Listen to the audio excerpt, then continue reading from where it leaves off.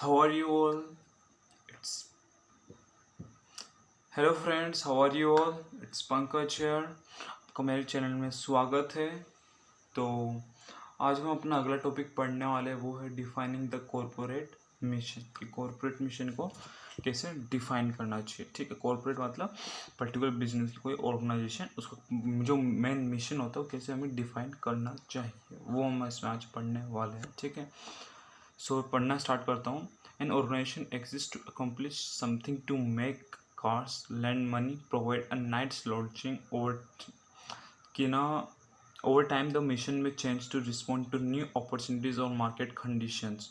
इसमें क्या बोलना चाहते हैं कि एक ऑर्गेनाइजेशन है, ठीक है, ऑर्गेनाइजेशन है ना, किस लिए एग्जिस्ट करती है, कुछ अकम्प्लिश करने के लिए समथिंग, जैसे कि ना कुछ कोई कार बनाने को कोई कार बनाता है, ठीक है, कोई दूसरे को लैंड मनी, कोई दूसरे को मनी देता है, मतलब लैंड मनी, ठीक है, या कोई होटल सर्विस प्रोवाइड करता है, समथिंग कुछ ना कुछ वो अकम्प्लिश करते हैं। ठीक है, अब क्या बोला है कि ना जैसे जैसे टाइम बढ़ता जा रहा है वैसे वैसे जो मिशन है वो चेंज भी हो सकता है। ठीक है, क्यों चेंज होगा? अगर कोई कंपनी अगर रिस्पॉन्ड करे न्यू अपॉर्चुनिटी न्यू थ्रेट्स को देख रही है, उसके हिसाब से चेंजमेंट करे, तो उसका मिशन ऑब्वियस सी बात है चेंज होगा टाइम के साथ में, या मार्केट कंडीशन के हिसाब से। जैसे एग्जांपल है तो अमेजोन पहले अमेजोन जो .com पहले था, वो क्या करता था, उन्होंने ना पहले वो उनका मिशन था कि हमें ऑल ओवर द वर्ल्ड की number 1 book online book store company बनना है। लेकिन ओवर द टाइम उन्होंने अपना स्टेटमेंट चेंज करके क्या किया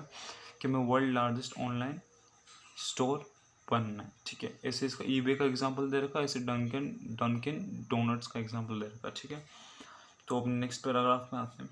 to define its mission a company should address Peter Drucker's classic question. तो ये जो पीटर ड्रकर का, मैंने इसको बुक मार्क भी किया, आप भी कर लेना अगर आपके पास उसका ऑनलाइन पीडीएफ प्रेजेंट है, क्या बोलते हैं इसका, या ऑफलाइन जो भी आप जिससे भी पढ़ रहे हो, ये मार्क करने के बहुत इंपॉर्टेंट है। ठीक है, क्यों? क्योंकि जो पीटर ड्रकर ने ये जो कहा, ये मतलब मेनली बिजनेस के लिए बहुत इंपॉर्टेंट है। जैसे कि ये क्वेश्चन पूछना, जैसे कि व्हाट इज़ आवर बिजनेस, हमारा बिजनेस कौन सा है। ठीक है, हु इज़ द कस्टमर, कि ना हमारा कस्टमर कौन है, what is the value to the customer, कि जो कस्टमर के लिए क्या वैल्यू है, क्या हम उनको वैल्यू दे रहे हैं, उनके लिए क्या वैल्यू है। What will our business be, कि हमारा बिजनेस क्या होगा। ठीक है, what should our business be, ये देखना, what will our business be and what should our business be, कि ना हमारा business, what will our business be, कि हमारा बिजनेस क्या होगा, और व्हाट शुड आवर बिजनेस, हमारा बिजनेस क्या होना चाहिए। ठीक है, this simple sounding questions are among the most difficult a company will ever face. Successful companies continuously ask and answer them. मतलब कि ये जो क्वेश्चन है ना, ये बहुत अमंग द मोस्ट, ये जो पर्टिकुलर, ये जो टाइम में आता है पर्टिकुलर क्वेश्चंस को आंसर करने का मोस्ट डिफ़िकल्ट पीरियड होता है कंपनी के लिए।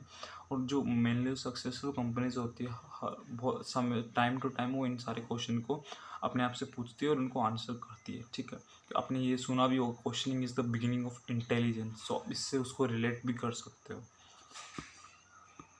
Then business point of definition, हम पढ़ने वाले कि बिजनेस की क्या डेफिनेशन है। ठीक है, companies often define themselves in terms of products, they are in the auto business और द क्लॉथिंग बिजनेस। ठीक है, मतलब कि अगर ना जो कंपनीज वो अपने आप को कैसे डिफाइन करती है, इन टर्म्स ऑफ प्रोडक्ट्स, कि हम ये प्रोडक्ट बेचते हैं, हम इस कस्टमर को ये प्रोडक्ट प्रोवाइड कराते हैं। क्या बीच बीच में प्रोडक्ट, वो अपने आप किससे रिलेट कर रहे हैं, प्रोडक्ट से। जैसे कि ऑटो बिजनेस, क्लोथिंग बिजनेस, हम क्लोथ्स प्रोवाइड करते हैं। ठीक है, पर जो मार्केट डेफिनेशन ऑफ बिजनेस है वो अलग है। वो क्या डेफिनेशन है? They describe the business as a customer satisfying process.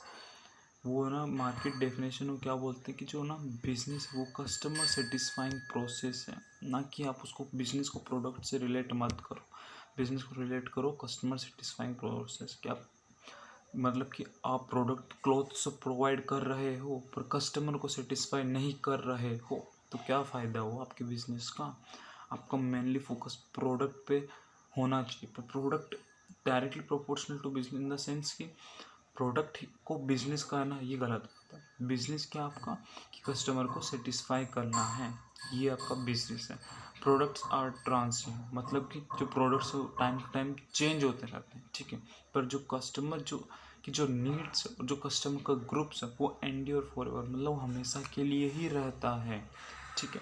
अब आप शायद इस लाइन से आप समझ गए होंगे, ठीक है। ट्रांसपोर्ट मतलब कि अगर इस लाइन में जो बोला है, मतलब कि जो प्रोडक्ट्स है वो तो चेंज होते रहते हैं, और जो कस्टमर्स जो ग्रुप्स है वो एंड्योर फॉरएवर। जैसे कि हर बिजनेस को प्रोडक्ट से रिलेट करते हैं, तो ऐसे हमारा प्रोडक्ट चेंज होगा और बिजनेस भी चेंज होगा, ऐसा थोड़ी ना होता है। मतलब कि बिजनेस को प्रोडक्ट से रिलेट करना एक गलत बात है। बिजनेस को किससे रिलेट करना, कस्टमर सेटिस्फाइंग प्रोसेस, क्यों? क्योंकि कस्टमर जो ग्रुप होता है वो हमेशा के लिए रहता है, और वो उनकी जो नीड्स हैं वो भी आप जिस पर्टिकुलर बिजनेस में वो भी हमेशा के लिए रहेगी। Transportation is a need. The horse and carriage, automobile, railroad, airline, ship and truck are products that meet that need. इसको और अच्छे से एग्जांपल के साथ समझाया कि एक ट्रांसपोर्टेशन है, एक बंदे को इधर से इधर जाना है, तो ट्रांसपोर्टेशन क्या है? ये नीड है। मतलब कि आपको किस पे ध्यान दे रहा है? कस्टमर सेटिस्फाइंग प्रोसेस, मतलब कि आप किस पे ध्यान दोगे? इस नीड पे ध्यान दोगे, इस ट्रांसपोर्टेशन पे ध्यान दोगे, ना कि अपने प्रोडक्ट मतलब rail transportation, aeroplane, air transportation, ship transportation, truck, ये सब क्या है? ये सब प्रोडक्ट्स। अब और एग्जांपल ले हम, consider how Steelcase takes a market definition of approach to its business, कि स्टील केस ने कंपनी उन्होंने कैसे अपना मार्केट डेफिनेशन किया है पर्टिकुलर। तो हम स्टील केस पे एग्जांपल लेते हैं।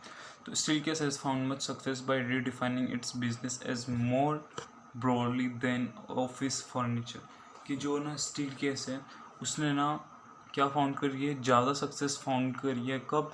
जब उन्होंने क्या रीडिफाइन किया, रीडिफाइन इट्स बिजनेस, अपने बिजनेस को रीडिफाइन किया as more broadly than office furniture, कि हम ऑफिस फर्नीचर से भी ज़्यादा हैं। कैसे? मैं आगे जाने से पहले समझाता हूँ। मतलब कि कोई मान लो आपकी कोई कंपनी है स्टील केस नाम से, आपने सबसे पहले जब स्टार्ट किया आपने क्या बोला कि हम ऑफिस फर्नीचर बेचते हैं, मतलब कि जो ऑफिस वाले हैं उनकी हम उनकी नीड को हम फुलफिल करते हैं, ठीक है। इसकी वजह से क्या हुआ, जो बाकी के जितने भी थे, जो जिधर भी आप ऑफिस फर्नीचर बेच सकते थे, उन सब जगह क्या हुआ, वो सारा के सारा उस पर्टिकुलर अपॉर्चुनिटी पे आपने ध्यान ही नहीं दिया, क्योंकि आपने वहाँ पर टैग लगा दिया हम ऑफिस फर्नीचर, ठीक है। लेकिन क्या हो अगर आप बोलो कि हम है ना पर्टिकुलर ये हम नीड को गैदर करते हैं पर्टिकुलर किसी की, जैसे किसी को ना अच्छे से बैठना है, किसी को बैक पेन नहीं होना चाहिए, तो हम ऐसे चेयर ऐसा प्रोडक्ट बनाते हैं। तो इससे क्या होगा कि है ना आपका पर्टिकुलर टारगेट सेगमेंट ऑफिस वाले नहीं रहेंगे, अब हर कोई रहेगा। ऑफिस के अलावा कोई फैक्ट्रीज या पर्टिकुलर कैफेटेरिया हर जगह है, ठीक है। तो इससे क्या होगा, आपके ना जो पर्टिकुलर बिजनेस की जो विज़न है वो भी बढ़ जाता है, ठीक है। तो इससे ऐसे आपको डिफाइन करना चाहिए अपना बिजनेस, ठीक है। जैसे कि हम एक स्टील केस का पूरा पैरा इसको डिटेल लेते हैं। The world's best selling maker of office furniture, Steelcase describes itself as the global leader in furnishing the work experience in office environments, कि ना जो मैंने पहले बता दिया स्टील केस है, ये ना अपने आप को क्या बोलती है कि हम world's best selling office furniture है, ठीक है। Global leader in furnishing the work experience in office environments, ठीक है। Defining its business proudly, former CEO James Hackett believes enabled a lot of the great insights that we have find out about work to be transferred beyond the office and into furnishing home, offices, school and health care facilities। यही मैंने आपको अभी कहा कि ना इन्होंने क्या करा, फिर अपने आप को ब्रॉडली डिफाइन किया कि हम हॉस्पिटल्स, स्कूल्स, इन सारी जगहों पे भी हम अपना फर्निशिंग या अपना फर्नीचर्स बेच सकते हैं, ठीक है। तो steel case uses 23% research team to gain the insights and conducts interview and surveys films office activities and uses surveys to measure how workers use rooms and furnishings, ठीक है। ये पता लग गया होगा आपको क्यों सर्वे करते हैं कि कैसे वर्कर्स यूज़ करते हैं उनका रूम एंड फर्नीचर्स, ठीक है।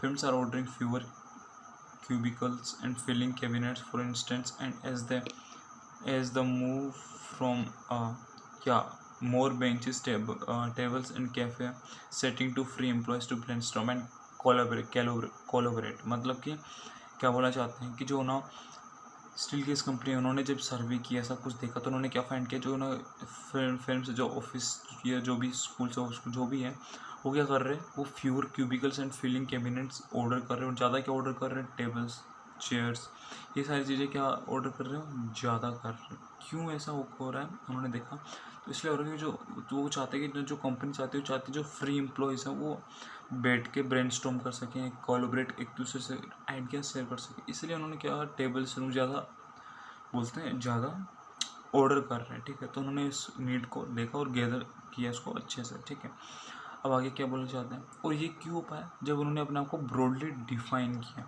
कि हम ऑफिस फर्नीचर से भी कुछ बढ़कर हैं, हमारे इससे भी ज़्यादा हम कुछ कर सकते हैं। Hackett defines the trend as the move from a I fix to a we, ये बोले तो mobile mentality, increased performance in the companies की गोल, ये मेन है। मतलब कि जो हेक्टर डिफाइंस उन्होंने ट्रेंड, मतलब कि इसमें बोलना चाहते हैं कि उन्होंने ना अपना जो मेंटलिटी है वो कहाँ से चेंज किया, आई से चेंज किया। वी मतलब आई मतलब मैं, मतलब कि मैं ये करूँगा, मैं वो करूँगा, मुझे ये करना है, उससे उन्होंने किया वी।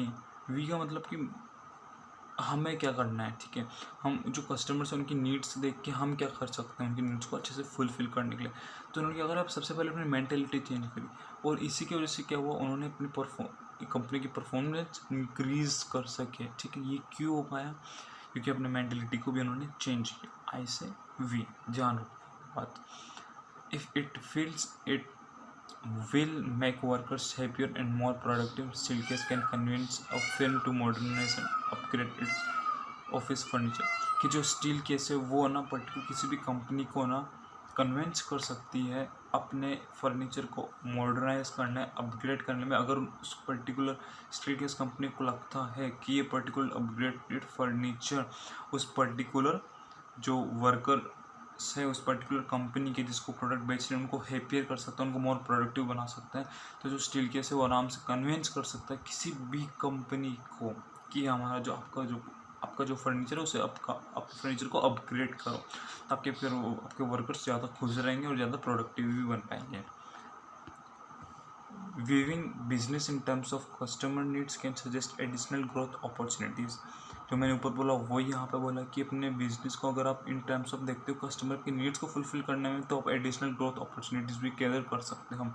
और टेबल 2.2 जिसको भी मैं पढ़ के बता दूंगा, उसमें भी यही उन्होंने कंपनीज की लिस्ट दी है जिन्होंने product from a product to a market definition shift हुए हैं। ठीक है, A target market defined tends to focus on selling a product or service to a current market.